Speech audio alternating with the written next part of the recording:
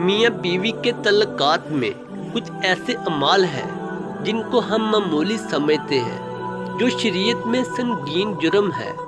کبھی کبھار لگتا ہے کہ یہ بے حیائی کی باتیں ہیں۔ یہ بے حیائی نہیں ہے، یہ شریعت کا علم ہے۔ ہاں، اگر ہم اس طرح کی باتیں اپنی خواہش کے مطابق کریں تو یہ بے حیائی ہے۔ پہلا گناہ جس کو میاں بیوی کے تعلقات میں معمولی سمجھا جاتا ہے وہ یہ ہے کہ بیوی کا اپنے شوہر کو ہم بستری سے انکار کرنا، اپنے شوہر کو اپنے نزدیک آنے سے انکار کرنا۔ نبی اکرم صلی اللہ علیہ وسلم جامع صغیر میں یہ روایت ہے کہ آپ صلی اللہ علیہ وسلم نے فرمایا، جب شوہر اپنی بیوی کو بلائے ہم بستری کے لیے تو عورت پر واجب ہے کہ وہ فوراً اپنے شوہر کی بات مان لے، سوائے شرعی عذر کے۔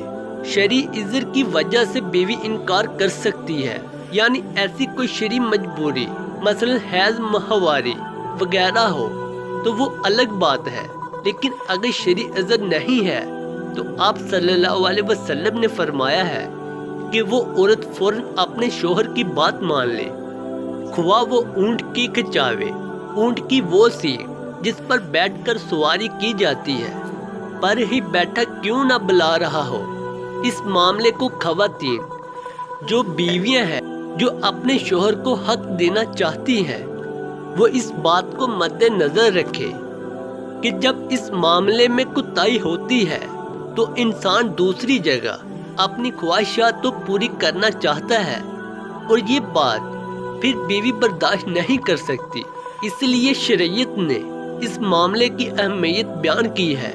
دوسری روایت صحیح بخاری کی ہے، آپ صلی اللہ علیہ وسلم نے فرمایا، جب شوہر اپنی بیوی کو ہم بستری کے لیے بلائے اور بیوی انکار کر دے اور شوہر اپنی بیوی سے ناراضگی کی حالت میں سو جائے تو جب تک وہ ناراضگی کی حالت میں سوتا رہے گا فرشتے بیوی پر لعنت بھیجتے رہیں گے۔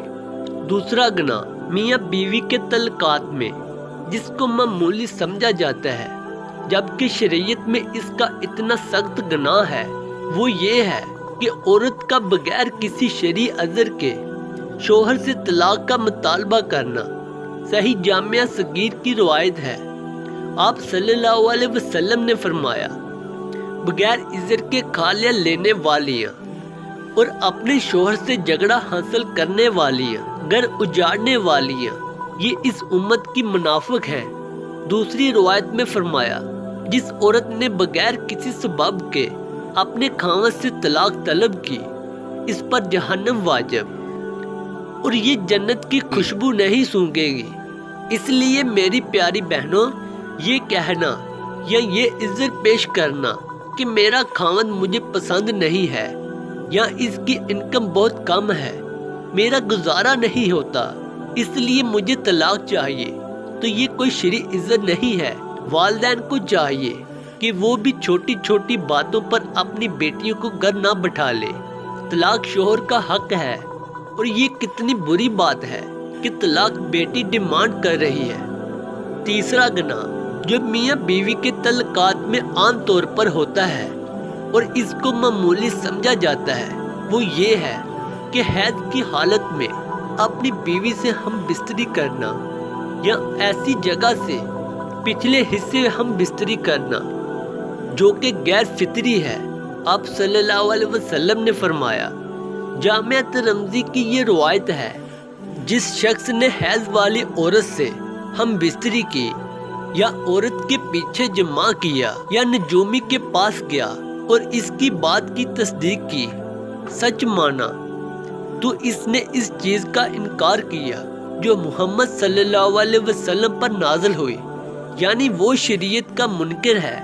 اس نے شریعت کا انکار کیا۔